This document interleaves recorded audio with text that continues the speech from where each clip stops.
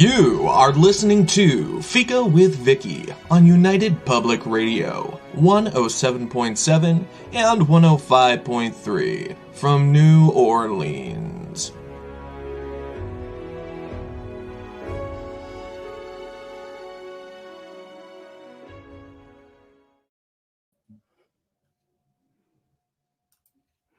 Hello, everyone, and welcome to Fika with Vicky.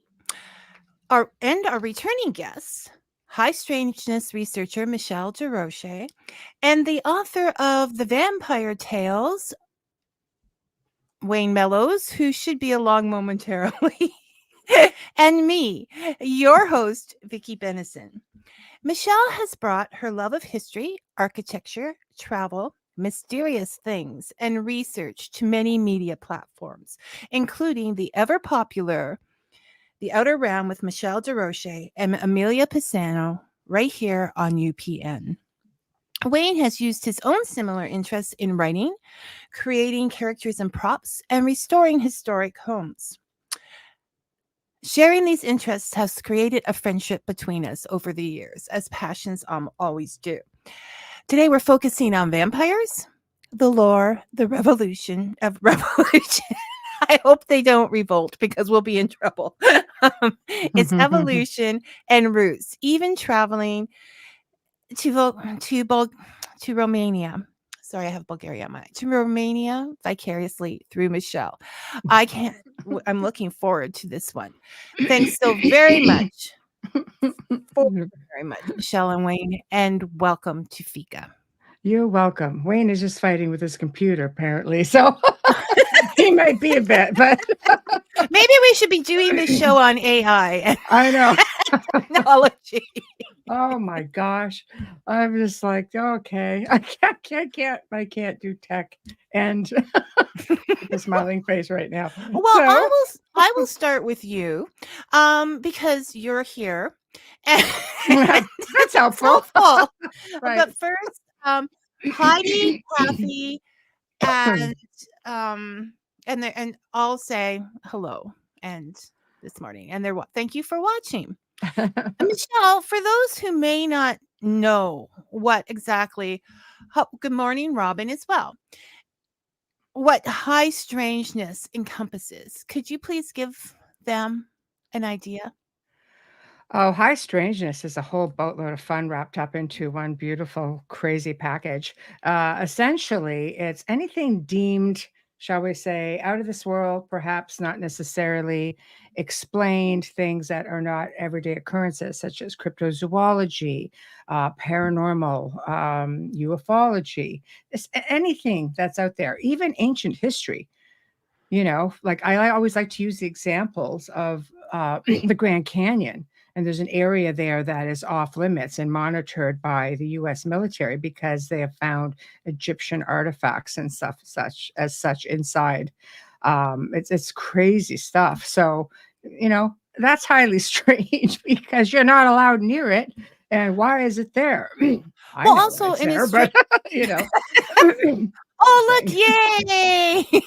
Wayne is joining us. Hey. All right. Right. This is the Wayne I spoke of in the introduction. I'm not going to do it again. Right. Computer issues. Always. That's why I said we should have done on tech and AI. But the thing is that ancient history is all strange to us because we weren't there. There wasn't a lot of stuff written down. So it's all, what we can literally dig up as we go along, right? Or is it that we're just not looking in the right places? Because if you're going back into times of ancient Sumeria, there's the ancient Sumeria's kings list, which goes back 450,000 years ago, and they were ruling for roughly 28,000 years at a time. There are petroglyphs, hieroglyphs, things of that nature, out of place artifacts. It's all there. We've just been conditioned maybe to not recognize it, not look for it. There's so much under the water, under the soil, in the mountains. It is really all around us. We're just not recognizing, let's say, a pyramid because it's been covered over with growth throughout, even since the Ice Age, and you recognize it. You're like, that's a pyramid. No, that's a mountain, like Antarctica. It's a freaking pyramid. It's like, you know, sorry, but if it walks like a duck, it quacks like a duck, it's a bloody duck. So Wayne, jump in anytime. We just started off with a definition of high strangeness, and we're already off. You're looking at that strangeness. Well, the thing is that we don't embrace growth when we're thinking about things. It's like, this is what we've learned, this is where it stays. There are different faiths that cut us off at a different timeline. Like, it's like, no, it can't happen before this, because of their creation stories. And also, I don't think we give ancient man enough credit. Like, they were busy doing all kinds of things, ancient people. I don't want to. So yeah, no, I agree with everything that you say. Lots of people saying hello here. Dolly, hi. Robin has a question. Do I put it up? Okay, yes. Robin would like to know, why do you think there's such an effort to keep ancient history from the masses? Well, there goes the show. Get me started, Robin. Robin, you don't know the show. No, no. You're about to. I think one of the reasons that they do is there's a lot of hidden technologies. There's a lot of belief that there's, a high presence or remnants, and maybe, who knows, even current of interdimensional or multidimensional beings that have been here, and that they did have a lot of technology. You guys have to think back to even Tartaria, for example, which wasn't all that long ago, where you had these monuments that would go up in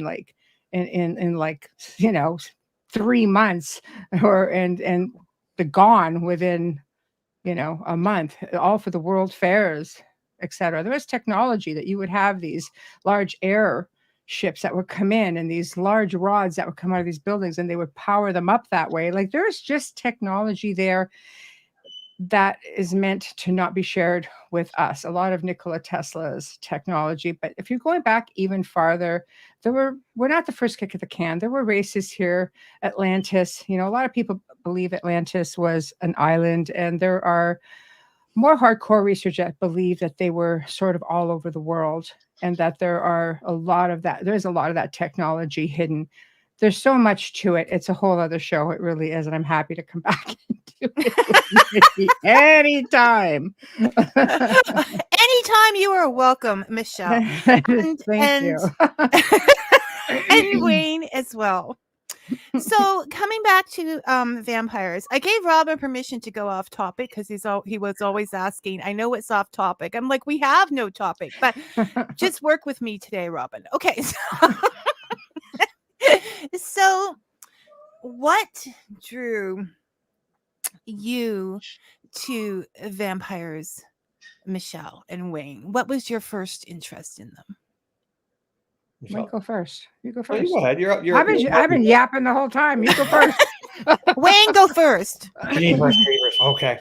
That's a long time ago. That's when I was just a wee little gaffer. I think for me, it's like all the kids that I went to school with, they all had their like sort of superheroes, right? They're the Superman, the Batman, all the regular stuff. And I didn't like any of the kids, so I didn't want to have the same superheroes as they did. And I didn't even know what a vampire was. So one day I happened along a show, and there was this vampire, and I was like, wow, see, I like that because he's powerful, and yet he still had vulnerability. There was that nice sort of yin and yang sort of thing about it. I really gravitated towards it. And even in the movie done by Anne Rice, the quote was sort of like, I went looking for death, and then sort of death found me, or the vampire found me. That's exactly what it was for me. So I kind of went looking for my place in the world, my superhero, and the vampire kind of found me. So that was what sort of started the ball rolling for me, very, very young age. So he wasn't part of the popular group. He was sort of in the shadows, Absolutely. living his own kind Like of me. life. Like you. I'm glad you come out of the shadows from time to time, Wayne. Periodically, I get up in the garage. Yeah, periodically. And Michelle? I always believed not so much for me was it vampires per se to begin with. I've always been fascinated, even believe it or not, from the time I was about 8 or 9. I loved watching horror movies in general, but as I got a little bit older, I had a really strong connection. The first book I ever read was Dracula. I mean, yeah, I like vampires, of course And it it is. takes 9 hours It to is. read. I looked.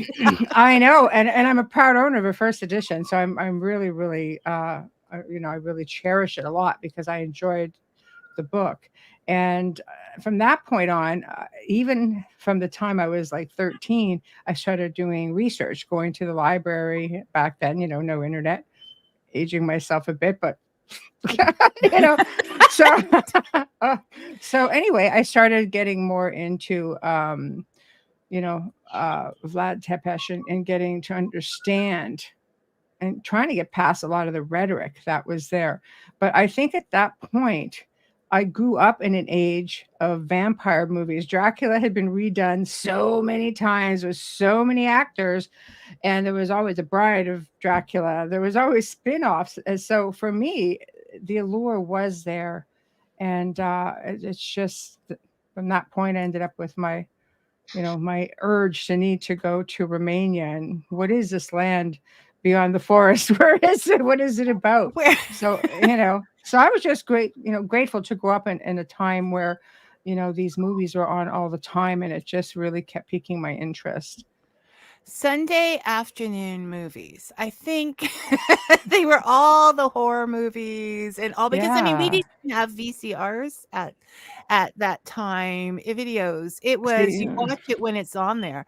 I know, a dreadful world to live in, but see, for us, it was Friday night. Once a month, you get an all-nighter of horror movies. They were all the old classics, and they were just like, wow. And my father would stay up with me just because he felt like I needed him to be up with me. Not really, but yay. He'd fall asleep and I'd be. all I need is Bela Lugosi right now, right? Yes, right. I know. and I know. and moving it on. And what do you think? Like, obviously, it's a big. It just keeps growing. The vampire thing just keeps growing, becoming more and more popular, going out in different ways. What do you think grabs people? What it is that pulls them in? Wayne, I you think go it's ahead. the mystery of it all. People like the allure of it all. There's the sexiness of it all in many of them. It doesn't always have to be there, but there's definitely the allure of that living forever kind of thing, having whatever you want. I mean, the accumulated knowledge of somebody who would even be 300 years old or 1,000 years old. That accumulated knowledge would be invaluable as you And go money. forward. I'm sorry. And money. And money. Yeah, you notice they were always rich. Yeah. No, not always. It's Yeah. like the Highlander, right? He just kept accumulating wealth over the many years, and Clearly, I'm and doing it. tuxedos. they None such do. wealth. So we have the lore. We have vampires before the whole Dracula thing happened, and then we have post Dracula happening. So if you were to define a vampire, how would you do that? What would be your criteria for saying this is a vampire? Do you want like the historical? Okay, well, when you go first, let's see. Do you No, want I the want you to historical? go first. I just finished the last one. You go ahead. What's your vampire? Okay, I'm going to ask direct questions from now on. Much better. Okay, I'm learning. Ironically, I was going to do a Gray Zone show on this, and we just never got around to it. So I did find a lot of research on it.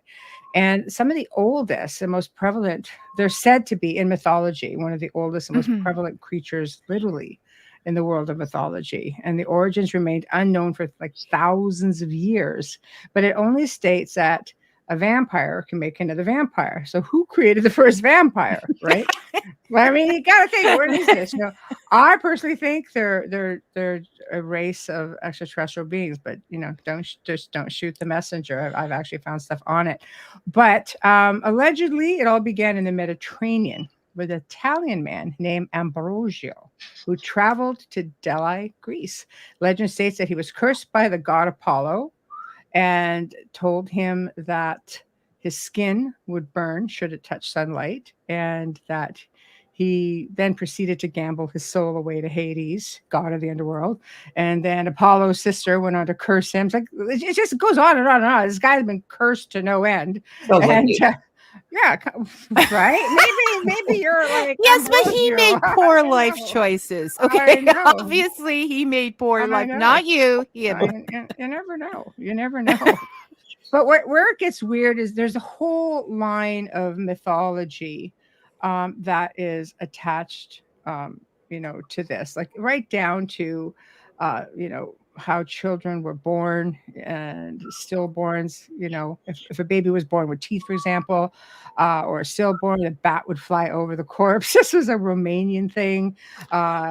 Being excommunicated by the Orthodox Church, that was in Greece. Being the seventh son of a seventh son. Like, I mean, it goes on and on and on. But there's actually a disorder called porphyria, which is a blood disorder that remains incurable. And the treatment is mainly supportive pain control fluids, things like that. But what it involves, of course, is sensitivity to sunlight.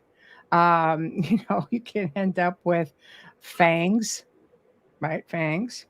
And the blood drinking, reflections are not seen. Like, it's this crazy thing.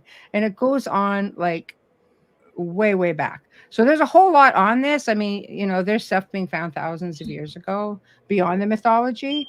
So, but again, it would suck up most of your time if I went through all of it. So No, we want the lore. Okay.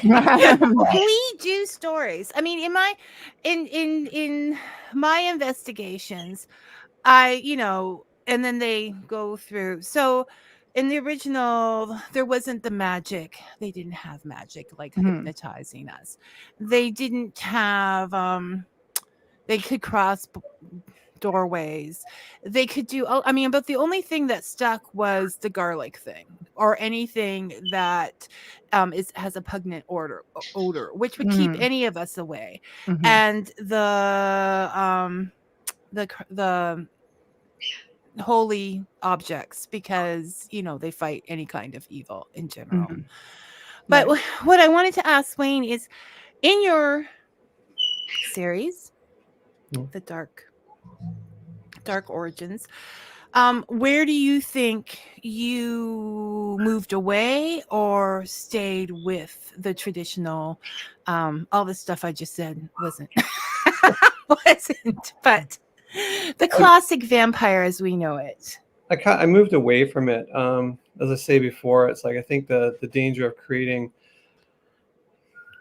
a fictional character is that the danger is you can make it do anything you want. And then if you get so far removed from reality, then you lose touch with the reader, you lose touch with reality. So I tried to really follow the reality point of view on everything. I mean, where did they come from? I mean, every lore has a story. Like, there's always like an ounce of truth in every story, I think. I mean, I always use an example when I was talking to youth groups and drama classes about vampires. One of the things I would say is like, okay, so here's the scenario, right? You've got a guy running around doing naughty things, and the town gets together, and they get all the guys together with pitchforks and clubs, and they go chase this guy, right? And the guy runs into a cave. So now you've got 12 guys outside going, okay, so you go get him.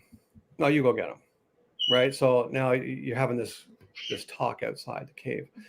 And what ends up happening is as the guy runs into the cave, he disturbs all the bats, and the bats all fly out, right? So now they're terrified because, the bats have come out and they're not going into the dark to get the guy. So they fabricate a story. When they go back to the town, did you get the guy? Well, no, he went into a cave, he turned into a bat, and we lost him. And that's how a story starts, right? So it's just to try to save face. So when I created the Vampyre Tales, I really tried to stick to a believable storyline, something that, yes, he was powerful. Yes, he had things about him or her that made them different from the rest of humanity, but they weren't like, they couldn't fly and things like that. As far as religious objects go, I think that many of us take a lot of faith in those objects to protect us, so they feel that, like, well, if I hold a cross in my hand, then it's going to, like, Jesus or God is going to protect me from whatever I'm standing in front of. It gives me strength. Whereas in my stories, my first guy is very devout, actually. He spends quite a bit of time in the church, so it doesn't have that effect on him. But that's just my story. No, but it is important because this has been a story that has been contributed to over centuries, right? This comes and this goes, and this. Are you guys hearing a whistling? Yeah, it's the birds. Oh, We're parrot babysitting. okay. I just thought I was I'm the going. new Noah right now. I've got the animals. I also have the air conditioning running with the whistling in the background. It's just Those are the parrots getting their claim to fame with Wayne. Okay. As long as I'm saying I'm Granted, Yeah. okay. The glamorous life of a vampire. Oh, It's before you. Oh, it's hilarious. Okay, let me write that down. They are patient with parrots. Yeah, they're still breathing. Let's put it that way. So we go from these very dark origins took place during what years were this? I can't. Sort of 1300s, 1400s. Okay, so now one of the things I heard. Well, I mean, this was a very popular time for vampires in That's the fourth that book, area. right? That's not the original book. That's the fourth one. Yes, it's the fourth one. I know, but it's still. Sure. I mean, shouldn't have favorites, but it's one of my favorites. Okay, I do. It's my and favorite. it says to Michelle in it, which I think is sweet. So, here's your book, Michelle. So, Thank you. I worked hard on it. Michelle helped with research. It really is, and as I always say, it's more of a historic. I mean, there seems to be two popular times for vampires, right? You have the Middle Ages, and then you have like Jack the Ripper era London, right? With the dark. I mean, these seem to pull out vampire tales. So we just as far as the stories go, because and I want to get to the pictures. So we had this primitive vampire that just went after its prey, and was a predator, so it came out at night to hunt, and much like the werewolf, and it didn't have any of this finesse or whatever. And then and we have the Middle Ages where I don't know what, Michelle, what you I just want to hear what your opinions are on this. I'm not saying it's real or it's not. But I read that one of the reasons it was so popular in the Middle Ages is because in Christianity you do not give food or offerings to the dead because it's disrespectful to God. So then people were thinking, well, they've got to eat something, and it became us. They came to eat us and our life forces. Do you think that is something that would have encouraged a popularity at that time, or? Well, I mean, ancient cultures all over the world, and cultures even in modern time, give food, and leave food. Oh yeah, to no, the there's dead. I nothing mean, wrong with giving. that's everywhere. Yeah, I mean, you're talking about a specific, period of time. Yeah. I mean, you know what? I don't really know. I think, I mean, why do people go to bed with garlic around their necks and hanging on because their doors? it works according. I'll tell you exactly why they do that. I mean, you want to be technical. I mean, the word vampire didn't even show up in any sort of written literature until 1734 with events that go back 4,000 BC. Yeah, there's your origins, 4,000 BC. So I don't know. Did the lore always talk about them being, bloodsuckers? Because some vampires can actually eat food. Mine do. Yeah, there you go. Yeah, no. But they Segue. also still need that blood to that life force. I mean, and a lot of Okay. people believe the idea of blood comes because it is a life force, and so it Exactly. could be energy, like Colin Robinson. I would lean towards energy vampire. personally. Wayne could probably get into that more. Wayne and I've actually talked about this, about the blood. Was it more life force being energy, which I think would be more fulfilling for energy speaking, Well, like it's from just that Well, that's standpoint. on that, right? It's like, first of all, back to the garlic thing. I just want to address that really quick. Back in the time of the plague, the cheapest thing around was potatoes and garlic. So the poor folk of the world, that's what they ate. So when somebody came down with symptoms of the plague and your skin was rotting off your body while you're still alive, there was no hospital. You didn't just take dad over to the hospital. You looked after him in your house, and it stunk, right? So what they would do is they would hang cloves of garlic in the bedroom and all around you, and you had open sores all over you. And they would just tell you, well, Teddy, we're going to hang this garlic up to keep the vampires away from you. That's what's happening. And that is honestly where the research shows that hanging up cloves of garlic came from. It had nothing really to do with vampires. It was just, again, a story to cover up the stench of it all. So that was that. So again, it goes back to those story kind of ideas. What was the other thing you were asking about? Energy. Energy. Oh yeah, no, that the idea of blood is really that of life force. Again, we go back to primitive times where if I came out with a cell phone and showed a person a cell phone in 1300, they wouldn't have any way to describe it. There would be no vocabulary for them to describe it. So if a being, a vampire, extraterrestrial, whatever you want to call it, came down and says, well, I survive by taking your life force, that's what I do, they would automatically equate that to blood, because if you take someone's blood from their body, hey, they die, right? And that's what happens. So if somebody came and said, I'm going to take your life force, and that's what they would think they were doing. So it could just be misinterpretation of what is there. Yeah, no, it's all part of how the lore gets distributed into story. Okay, so Robin, you asked, where did the vampire legend originated from? Does it go beyond Vlad the Impaler?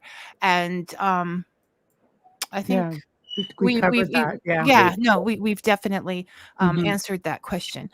So the confusion being, I'm sort of looking at, the Slavic, the area where vampires, so I mean there are stories all over the world, but where we know of vampires coming, and there are still people doing vampire burials because that was a historical the thing. older countries Today. I agree with you on that. The older countries, I think, are very, very, people who are very superstitious. Technically, when you're going back 4000 BC, it's ancient Sumerian, Babylonian myths that talk about all of that. So that, if you think about it, people look at the ancient Sumerians, there's a high concentration of belief that there were reptilian beings there from space or underground, wherever they came from. So that might fit the bill of the myth sort of thing, But I know that in places like Romania and the Slavic countries, like you were mentioning,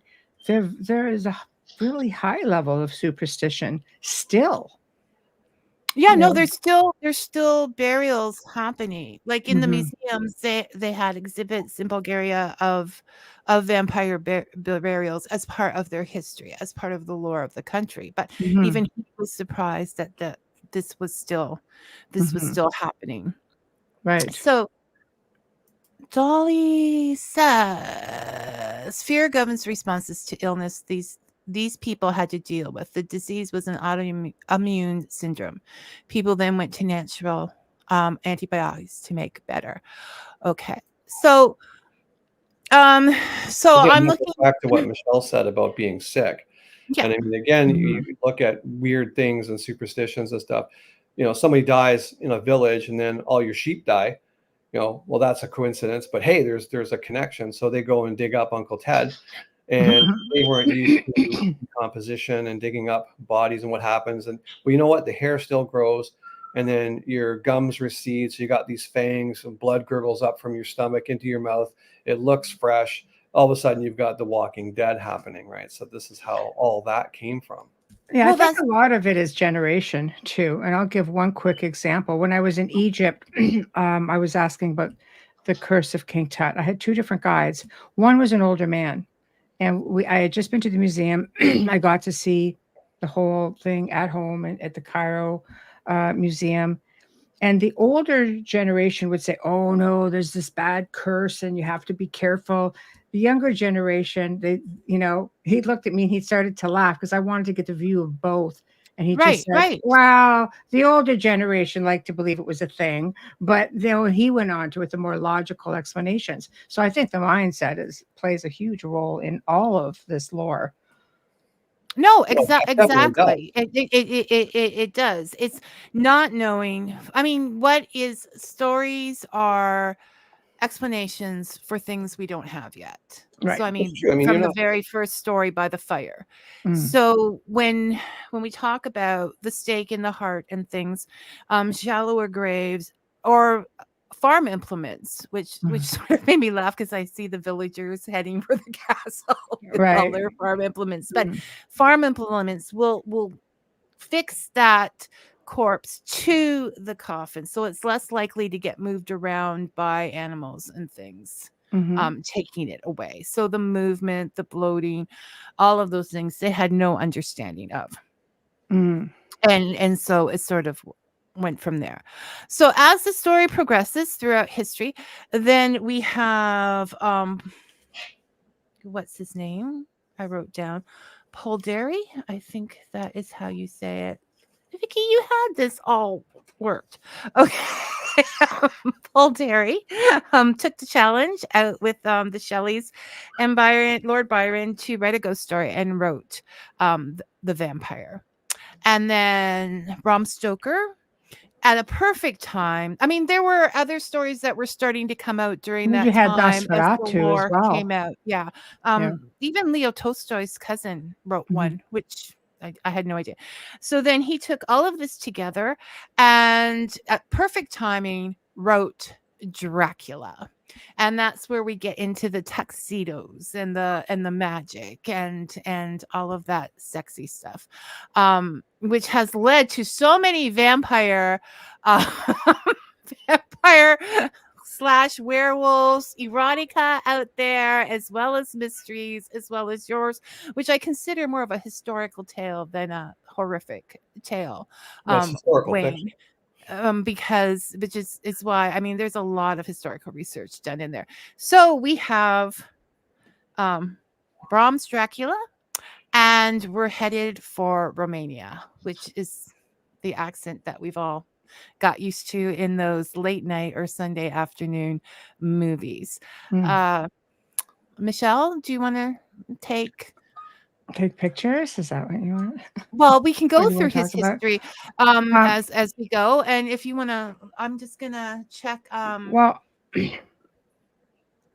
Vicky, Mhm. I want to just bring a point up here with Yeah. what Michelle made about Nosferatu, and as you say, historical fiction is what I write. And what I found interesting was when I was researching for book 3, Unnatural Selection, what I found was something fascinating about the Nosferatu tale was the fellow that wrote it. Because my memory's really going, but I think it was his brother was in the German infantry in World War I, and they were on maneuvers to get to wherever they were going, and it was getting dark, so they marched into this little town, this little village, and they set up in a barn. The guy went to the head guy went to the farmer and said, "Can we stay in your barn overnight? It's going to be cold." And the farmer said, "Yeah, you can stay in there, but once I close the door, like put the barrier up to keep the door closed, right?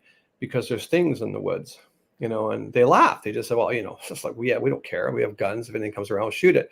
And the guy basically said, "Your guns are useless against what's in the woods at night," right? So, and they spent a terrorized night in this barn, just terrorized, claw marks, all kinds of stuff. Now, no one knows what it was, but it was enough to scare this guy so badly that when he got out of the war, he spoke to his brother and said, "This is what happened out in the woods." And his brother went on to write Nosferatu. And then what I did in book 3 was I took sort of artistic license and actually had that guy, that infantry soldier, meet my character, my vampire character, in the trenches in World War One. And when the sort of interrogation afterwards came of the one survivor from the other side, he said, "What did you see?" And he said, like, "I saw a red-eyed demon." Like, "Why did you guys send a red-eyed demon to kill us? Like, what was that all about?"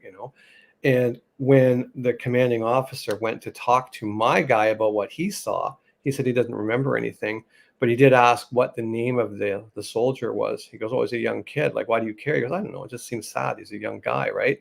And he quotes the name, and it's the name of the guy from the 1st Infantry whose brother wrote the book Nosferatu. So that's why I try to tie everything together in real history. Yeah, no, and so that was World War One. That's right, yeah. Because it was 1922 when that's creepy. That's creepy out. because that's some kind of an eyewitness account there of something very unusual out there that was terrorizing them. We don't like to think about that. I know. I know. It's like, did you want to take a few questions first, or do you want to go to the pictures? I'd love to talk a little bit about what Kathy made mention of. I put a star on it if you want to bring it, because this is more modern time. It's more modern time. And what about the Legend of Saint Germain? Yes, this is a really big one, because it actually, the last sighting of him was in, I believe, the 80s, and the Count Saint Germain was an alchemist. So does alchemy actually have anything to do with it? And here's how we tie it into Romania. He was allegedly born the son of Arakolski II, Prince of Transylvania. And people believe that it actually goes back to the time of Christ, however, and was at the wedding, where Jesus turned water into wine. They believe he was there.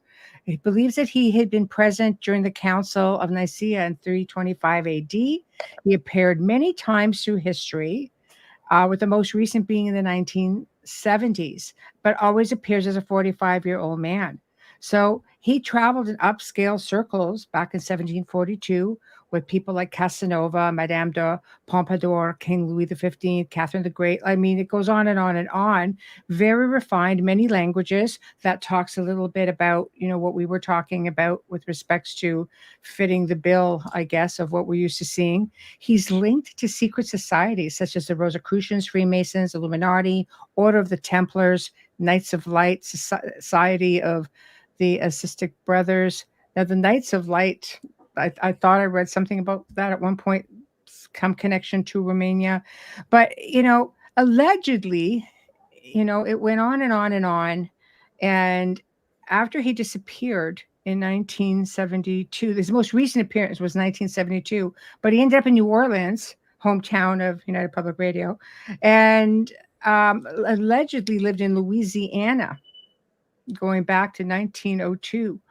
And the address was, people always go here, 1041 Royal Street. And I have to tell you, there are so many vampire stories, I think, which is why Anne Rice may have chosen New Orleans. She loved because of the multiple vampire stories and sightings in New Orleans. Now, to take one step further, to Count Saint Germain, I just happened upon this article. I'll share it with you about Einstein. He goes, it looks like Albert Einstein accidentally proved the validity of Count Saint Germain's methods for achieving immortality.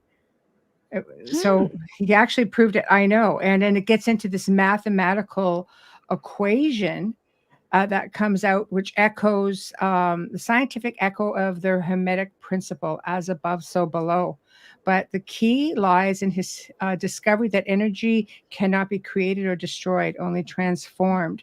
So it goes on and on and on. But it says, as the universe survives transformation from one form to another, so too can consciousness transcend the physical body and continue to exist in obviously astral zero planes. So are we seeing physical? Are we seeing spirits?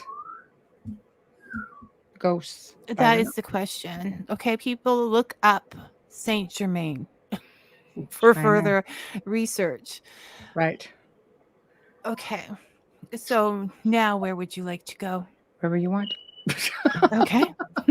I just, I was there anything else you wanted to answer there, or are you good? no, I'm good. Yeah. Okay. All right, so we'll bring up a picture here, and Okay. Michelle can tell Okay. us a little bit about. Okay. Well, that one is.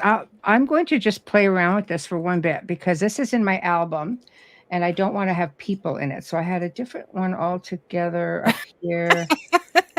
Okay, let's go with this Michelle one. has a huge Romanian album. It's like 1,100 pictures. Yeah.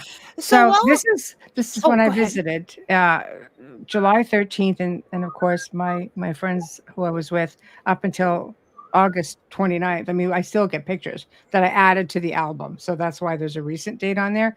But I thought I would share with you Bran Castle because this is the one Right. that has been seen in all the movies. People are very curious about it. So as I, if I drop the pictures out for a moment, it's only because I'm going through the album. So I'm going to start right here. This is coming up to Bran Castle. Okay.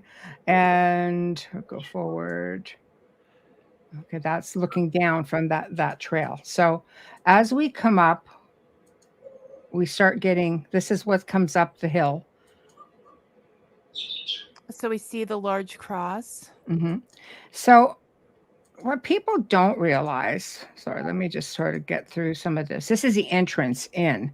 Not as grand as one may think, right?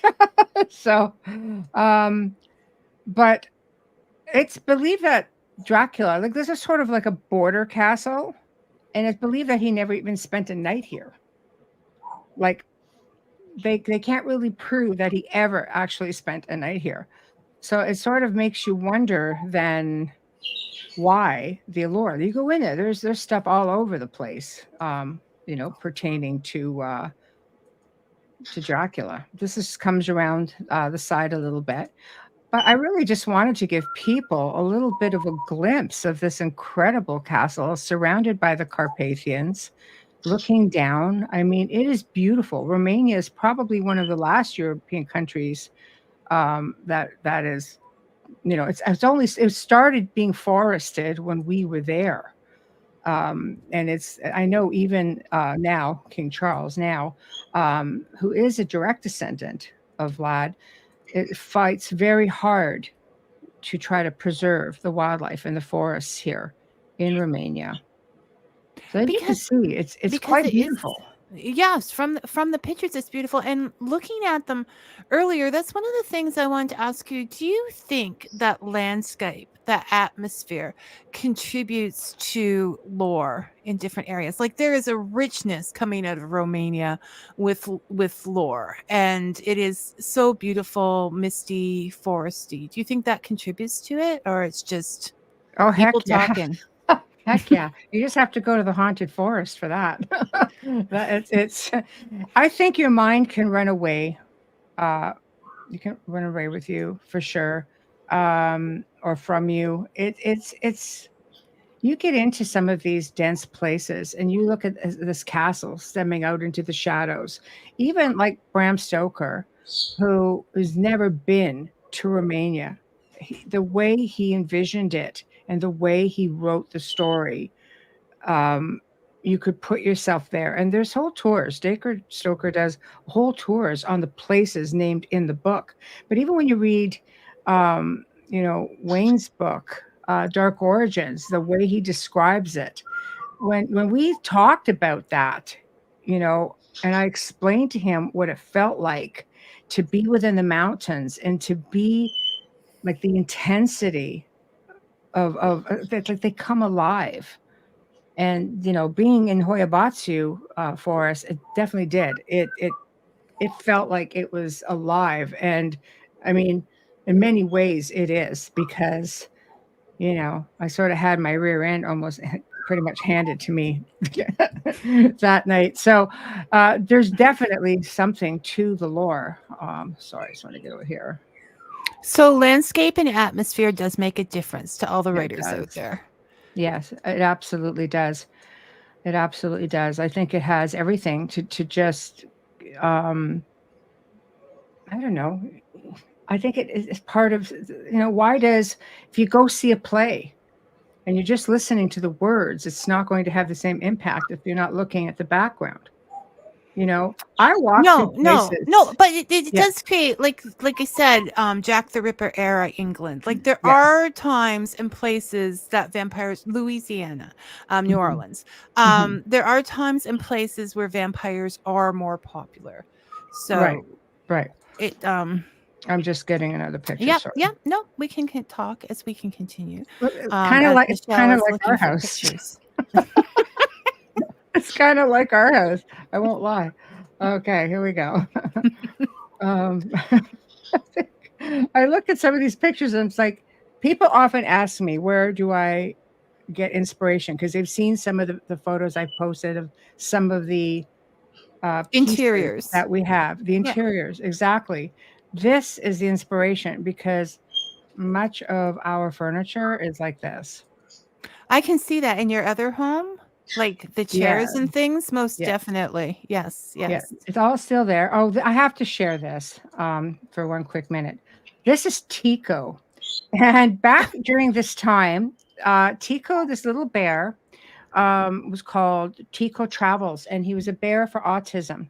And people would take him. A friend of mine runs this organization with Autism Canada. And I took Tico everywhere throughout Romania. I would take him out through a lot of my haunted tours and places I would visit throughout this entire year. So this is Tico, and this was raising awareness for autism. And there's a lot of pictures. Tico's been everywhere. Tico led the zombie parade that year with Wayne and I in the hearse. And it got to a point where she just said, you know what? I think you could just keep this Tico because he's been places that I don't think, you know, I'd be wiggy about taking him back. So, wow. All right. So, but these are just, you know, again, the dark areas, and it's very primitive. Like, you really go back in time when you look at the decor of this The place. hand And carvings of the furniture. It's mhm, big. I'm just describing for those who may not be able to see. So we're talking big furniture, old wood, hand carved. I always like the hand carved. yes. You know, a lot of space with, I mean, it's still very sparse. Hmm. Yes. Um And in the this, decorating. It's that whole would you call it Bavarian? With the buildings and that. Would that I think be so. Yes. Yes. It was very, very similar. You know, and I think too, in decorating even modern times, there's a huge Bavarian and German influence oh, throughout the area. These are the pictures here. This, you may recognize some of these. This is where the movies In Search of Dracula was. Christopher Lee, I think, had a big part in that. And when he was Dracula, you would actually see this, the outside here. Okay, that we're getting into my funky dunky. So let me try to get back to some good pictures. But if I oh, no, go ahead. oh, I was just going to say, if you are just listening to this episode, please come back to Michelle's Canada's Most Haunted site, or the station site, UPN, or Fika with Vicky, and take a look at these pictures. They're absolutely gorgeous. So you don't want to miss those. Okay, go ahead, Michelle. Yeah, no, just yeah, showing more photos. But you see, let me just look at it. It's so primitive. Yeah, it takes you back in time. I think the one thing I have truly loved about um, my travels and my work has been because I can be in places like this. I've been in many incredible places throughout the world, and these are the things that stick with me. just these incredible, yet And the primitive. huge stone fireplace and the stonework as well. Yeah. It's just and to know, I mean, obviously when you go to these places, you're standing there and thinking of all the people that have come before you. Mm-hmm. It's not just Exactly. walking into something new and the contractors were there. No. You You can have act. I'll tell you something though, looking at these pictures, when you look at how massive these armoires are and these wardrobes are, and then you look at the staircases that are super narrow and the hallways that are really low ceilings and really narrow. And having moved Michelle's furniture multiple I was gonna times, say. I marvel not at the beauty of the item, is the guys that had to carry that through those little tight spaces and not scratch anything. Because that's who you relate to, Wayne, the guys who Absolutely. have to That's what I carry see when them. I look at all that. It's a marvel. It's Yeah. true. There are pieces of furniture that it literally takes, several people to lift. One chair you have takes 3 guys to move it. So Okay? hey, That's a you took chair, that okay? table that I if it's heavy, it's Michelle's. Yeah. But I haven't seen an image of a window. Now, were there big windows? Could there be Oh, levers and yeah, pulleys used? I did. Let me go back and get some windows. I missed. Um, I was probably looking at Wayne. Like, is it possible that there were levies and pulleys used to lift this from the outside? okay, one second. I'm just thinking here, Here's Wayne. an What do you think? example. Here's an example. Okay, no, Well, it's little windows too. they're little windows. I mean, not that there aren't bigger ones, not here per se, but and you've seen the doorways, like the narrow, you know. I really think that, I mean, some of the castles, like Corvin Castle, again, they were much the same. You didn't want big windows. You did not No, because want. they were fortresses. They were for protection, not castles the way we think of a Disney princess No, palace. exactly. Those are Exactly. I palaces. mean, you These can see everything is just fortified, So, I mean, and the hallways are small. They're not really large, right? So this is the outside again. But these are the popular scenes, the popular shots that you would see in documentaries. You really didn't get to look at the interior of Bran Castle, Adi, one of our team members, my teammates. So you really did not get to see this stuff very often. This is why I really wanted to share the interiors. interior because, unless you go, you just don't get to see it very often. This is probably the most popular photo of Bran Castle right here is this tower. This is the one, the big squared off tower. And this is what people recognize when they see Bran Castle. So Right. No, it does. Tico. Tico did all right. So The stonework. Tico's yeah. been everywhere. The stonework, and because they were fortresses, because these were not peaceful times. They were not peaceful times, and you know what? There have been haunted shows. I'm just getting to some more. There have been Yeah. haunted shows about this where they have filmed at this castle, and allegedly it is very haunted. Well, you as would well. think, if Well, if the if history, yeah, right? and These are and the main so doors. such a long history. So many people, whether it was a sad tale or not. hmm Well, you have to remember as well that a lot of the royal family that was in Romania during the revolution in the 80s, everybody lost their castles. They were taken. And when the dictators pretty much was overthrown, and I don't want to get into any names, don't want to get us flagged, but the castles were slowly handed back to the families who owned them. And the family that the part of the royal family that owns this castle has done wonderful things for the community. They have really so you can tell I love architecture. They have created a village theme So you can go down and buy all your Dracula souvenirs and a lot of really wonderful things. They've really revitalized the town of Bran. But people don't realize that Bran is known for its vineyards, its ski resorts. It's not all just Dracula, who was essentially Vlad being like a hero in Romania. Yeah, so well, of course, because he stood up Yeah. and he got things done.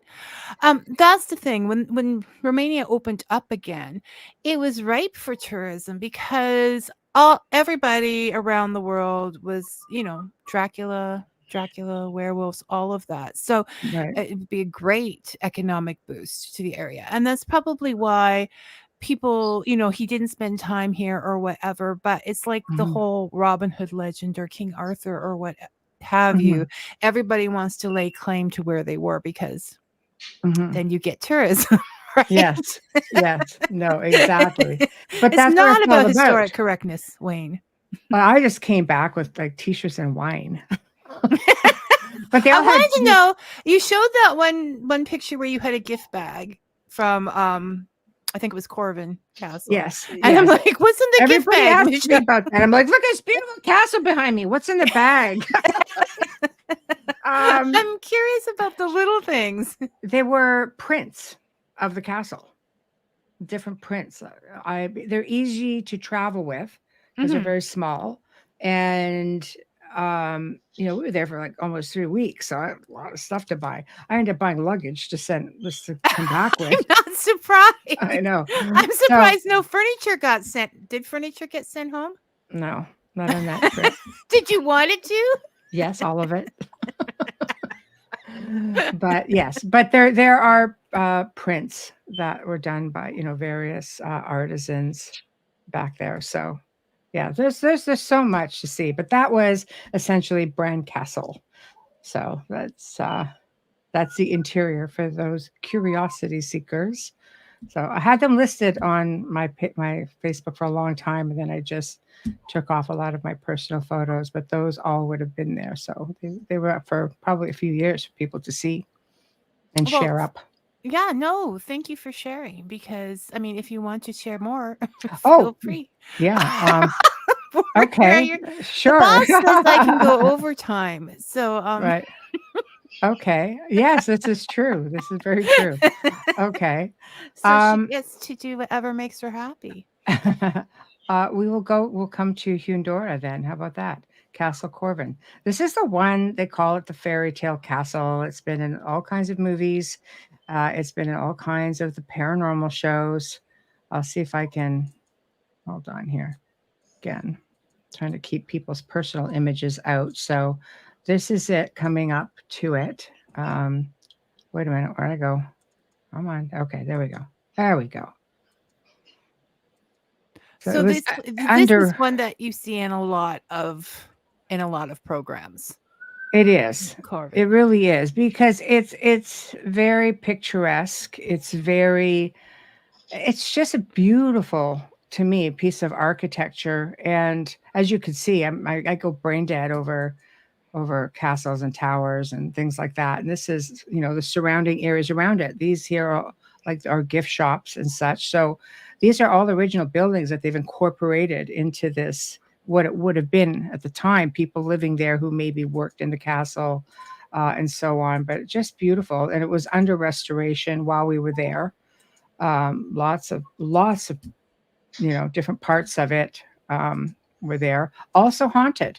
And the reason for that is it's believed that the story we were told is that there was somebody who worked at the castle in modern times, and they were doing, I guess, sort of not seances, but satanic rituals in one of the areas where there's sort of a crypt area where there's a sarcophagus, and it sort of just brought something in. And then that was it. The person was fired. Well, all that sort of stayed there. So there's that. And this is where Vlad was imprisoned for about 10 years. He was imprisoned a couple of times in his life. And this is one of those locations where he was He was there for a very long time. I'm just getting there. You go. There's a famous picture with the bags. With the bag. I did Prince note that I the bought there. beautiful castle behind, but I had What's in the bag? information on that. I did not have information on what was in the bag. That's what was in the bag. I'm pretty sure the bag makes an appearance a couple of times in here. It does, but, which is you why know. it was just, there was always the bag, but no unveiling. Always the bag. Well, Vlad did not have the most wonderful childhood or early years, and that explains a lot of why he developed the reputation that he did. Well, he was also the sign of the time. So people, he gets this rap for impaling people, but you have to remember he was raised by the Turks from the time he was 5 years old. And the Turks were impaling everybody all over Europe at that point, where that the Ottoman Empire had control over. This was a sign of the times. He was the reason that he was a good military strategist is because he was taught how to be. So and who to taught scare him that? people. You come up to a castle with many people on poles outside it, and you're going to be at least not concentrating on what you're supposed to be concentrating on. And if you were me, you would run away. It would not be good. But yeah, we forget a lot about that in history. The times are the times, and you do what you have to do to survive. And Right. and so that's getting sort it. of how he got pulled into the entire vampire slot, because of his reputation for being violent and Yes. and Well, necessarily so. So he is a hero yes. in that area, not a villain. No, he is a hero. I mean, he had a very small army compared to the Ottomans, and he managed to hold them off quite a bit with help from allies and family. But in the end, obviously, it is what it is, and there's a lot of different conspiracies involving that. So again, these are just some interior, exterior shots that you won't see. Very primitive, Melissa. Me. This is the area where they allegedly had this dark ritual. And you look down off of a whole other level, and you can look way down, and this is what you see.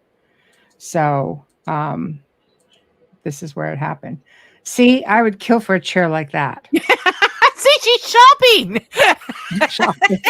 She's shopping. You are not going to find that on Marketplace, Michelle. No, you won't. That's for sure. But I've come Wayne's close. like, I've come close. He's like, thank goodness, because I don't want to know how heavy those chairs I- are. I can check tell you. boxes. I Yeah, can tell you how heavy those chairs are. well, we do have some How similar heavy are those chairs? Wayne? chairs. They're very heavy, aren't they? The small ones that are Oh, yeah. upstairs. Yeah, they're solid. Sorry, Wayne. I'm not sorry. She thought if she was sorry, she would stop. I should stop. I'm causing trouble. I see chairs, and he looks at me, and I'm looking at something. He goes, it's not a chair, is it? I'm just like, yes, it's a chair. See, I have two criteria for chairs or for whatever she buys. Like, is it old and one of a kind, and is it extraordinarily heavy? Like, those are the two things it has to be before I will agree. I think the extraordinarily heavy part is just what comes with it being old and one of a kind. It's got to be one of a kind and extraordinarily heavy. And usually the criteria. That's what comes. Yeah. This is a grand hall, of course. This has all been redone. Just the restoration is just beautiful. But see, I go really stupid when I see like arches and stuff, like Gothic arches. Well, they go with the tops of the chairs. They Yes. sure do, don't Yes, they do. They do. So it's all part of the Oh my goodness. no, it is beautiful. Like, once again, I say find one of the sites and go take a look, because they're beautiful, beautiful pictures. Thank you. And Thank you. So and I'm just, that's yeah. So there's all kinds. I mean, my God, pictures could just go on and on and on. I like people to get a little glimpse of what it was like to even live in this time. It's very and primitive. the story, okay, quite often fact is more exciting than fiction. And the story behind Vlad the Impaler is as interesting as Dracula itself. Like when you Mhm. start going back in time and researching behind the fiction, you you find just amazing things, and it helps you to understand what is, the okay, we're not there yet, people, but we've come a long ways I know. as far as civilization when you look back at these things. Yes. Yeah. I've been very fortunate in my life. I really have. I've been fortunate. I have visited some incredible places, and I always say I leave a piece of myself behind wherever I go, and I bring a piece back with me. See these quadrifoils? Same idea as Gothic arches. I go stupid. So I No, but do. they're beautiful. It shows artwork. It shows the individual artwork of these things. I mean, you don't have to be religious to appreciate cathedrals. You No. don't have to be. There is nothing. I love architecture. Like even if we go to Philadelphia, like I mean, that's obviously much more modern. But the earlier stuff there is just amazing to look at. I love to walk around streets and look at the different buildings and architecture. So I get it completely. Yeah, And the it is. stained glass Is box there, that are you being said picked you, up from the market. It weighs a lot too. Yeah, this is this is, wow. no. Wow. It has to be, not that I would, everybody is themselves regardless of gender. But I do know that when my husband and I went to visit a Buddhist temple and for an open doors thing, and there's a great big giant bell at the top of this building. And so when they asked any questions, did my husband ask about the enlightenment or the thing? He said, yeah, how did you get that bell up here? And then all of But these it's guys were true. nodding. I know. Like how? And they put it in before the building, the ceiling. They pulled it up with a crane and put it in before the ceiling was in place, because I figure Right. Wayne wants to know that now. But Right. but it is a thing, different ways. The Yes. loveliness and the practicality. So, and which he has a lot of experience with your chairs and restoring and finding. But that's where it works, right? Because while Mhm. he's restoring something back to its original thing, you're out shopping to get those original things. So it's Well, she's shopping to get the next thing that needs repairing. I know. I honestly, I get devastated because I found a pair of chairs and I almost lost my mind. And they came up and I looked at him and I said, I don't care what it costs. I'm going to own these chairs. And he looked at me. Because I think you probably tell by look on my face. I was like, no. This is going to be a thing. That guy took them off the listing. And it haunted me for days. I'm just like, where are my chairs? So, yeah. So I do get a little, yeah. But for me, it's because I resonate with all of these places. I'm sure it's a past life thing. I just resonate with these places and surrounding myself. Like people will look at me here, for example, and go, "Oh, what a beautiful is that? Is that a set or just a like a screen image?" I'm like, no, it's kind of like what our house looks like. And it brings me comfort.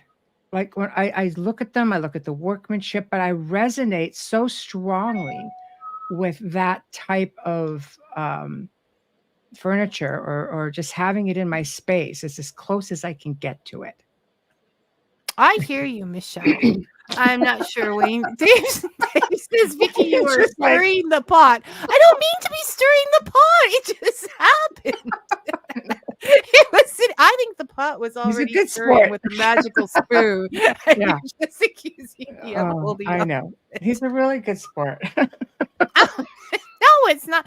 And everybody has their things. And there's the practical as opposed to the aesthetic of something, right? So Right. Michelle just sees this beautiful chair full of history, and all she wants is to bring it home to be And cared for love with her it. other beautiful chairs. And Wayne's like, too heavy, not enough room. I know.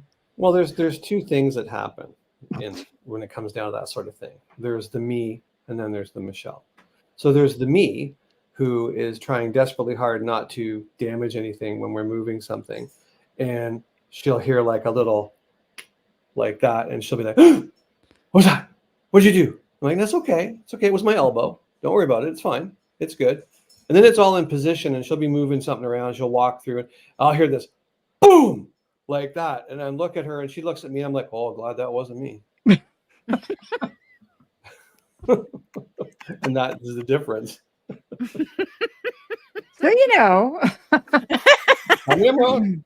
When the great know. Michelle I know. Museum is opened I and know. they all find a home, then all will be well. There will be people hired to do this, and Wayne, you can take a holiday, which you will not take because you will find another project to restore regardless. Okay.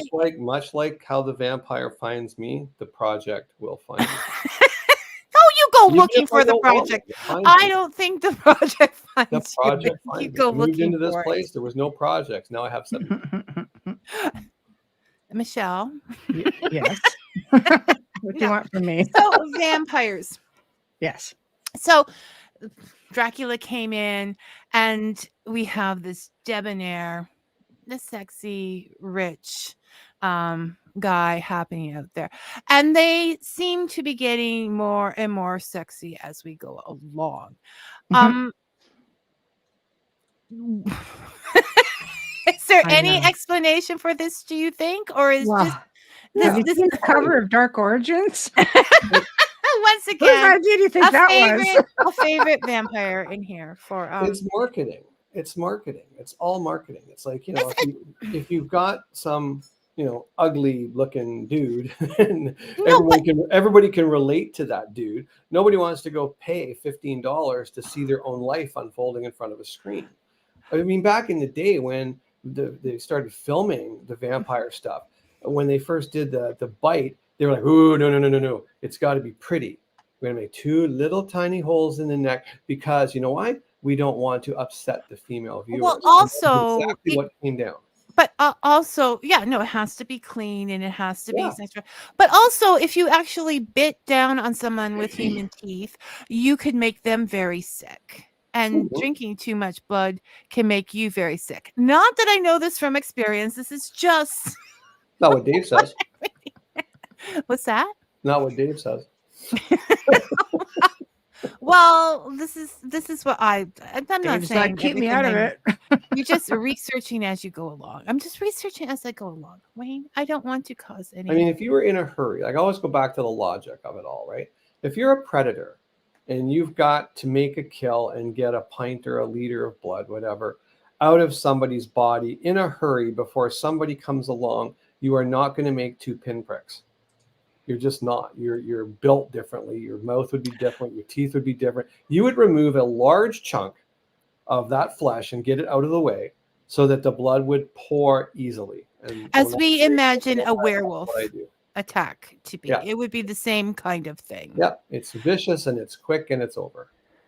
But we don't, and to be honest, during this era, with all the physical labor and all of the heavy picking up of anything and the armor and that, they would be more muscular because they are not eating French fries and they're working out. Their life is a workout. Mhm.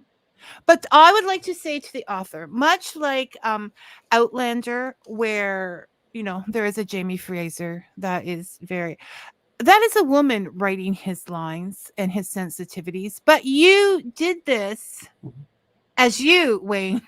No one would suspect here and now that this is you, Wayne.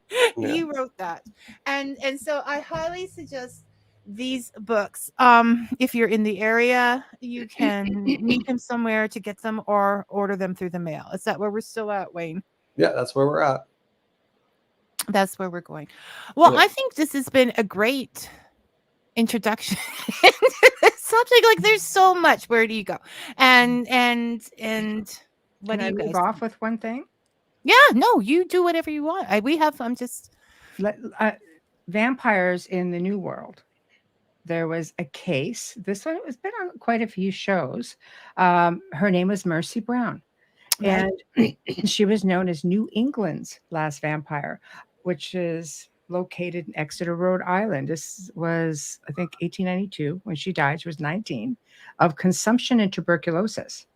And back then, there was a large vampire craze in that town, in that area, and they believed she was feeding off humans. They exhumed her. Her heart was removed and burned, and the ashes were put in a mixture and fed to her sick brother to ward off evil. But it goes to show, I think, when people came from the old world into the new world, you bring with you your traditions, your stories, you bring your folklore. That all comes with you. And I imagine if you are perhaps, a vampire, then of course you're just going to do what Vlad did when he fired himself off to England, right? So I think, could we in the New World, like the Count Saint Germain, who ended up in New Orleans, could they have come here? How many walk among us? New Orleans is said to have many. People have been attacked and said he was there one minute, gone the next. I'm a firm believer that the stories come with us, and what stops any other being from coming as well? Nothing would stop them. Whether they're other dimensional and they come through doorways on this side of the ocean, I mean, they can change their vampires as we know them today are very much human in look, or they can change that. I agree. I think, do they walk among us here? And are you going out tonight without your garlic? No, the Mercy Brown story is, I did thank you. I did want to touch on that. It's a fascinating tale. Like so much of it.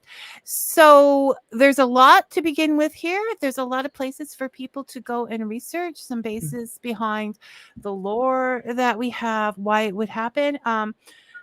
Wayne, there's a new Nosferatu movie out this year. I saw while I was doing all this. I didn't know, so I don't know. I don't know if you hate new things. Hate everything. You don't hate pizza. No. So we have major amount. So that's coming out this year, and yes, there are so many vampire books out there right now. So I'm glad we got a chance to touch on the behind the scenes before. I'd like to see them make something new instead of remaking everything over and over again. But that's just me. You know why I'm angry at AI right now? I'm angry at AI right now because there was a trailer for a movie that was supposed to have Keanu Reeves in it, a new Dracula movie. So I was all excited. And it turns out that it was just a fake made with AI. And this movie is not happening now. It's like Dracula Uncovered or Untold with Luke Evans. I said, oh, there's a new one in production.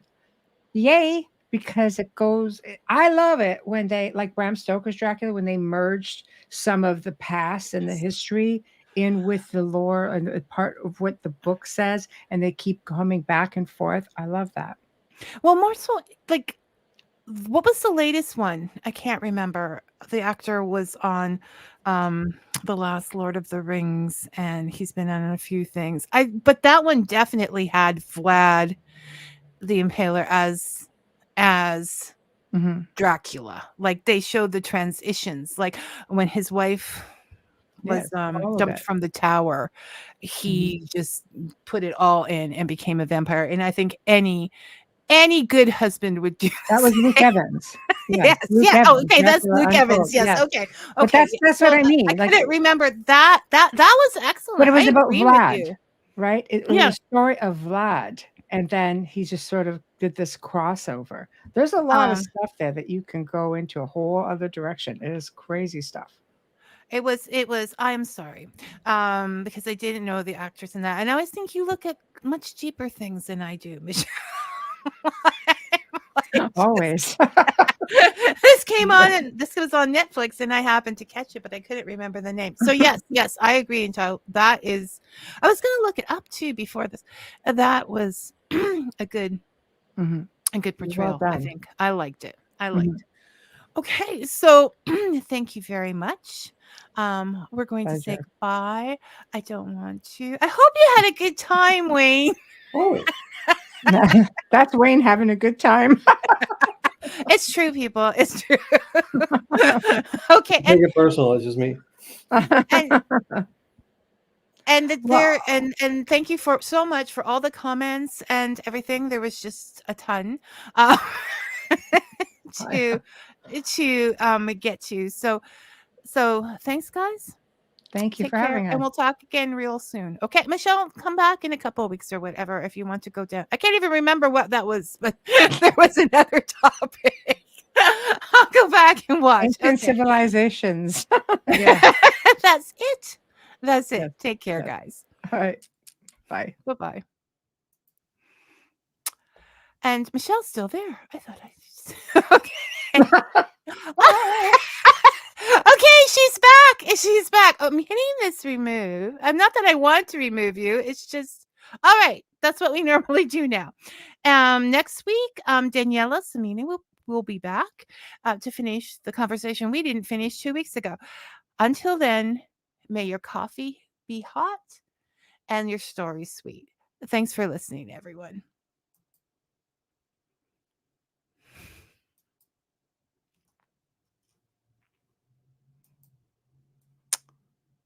There we go.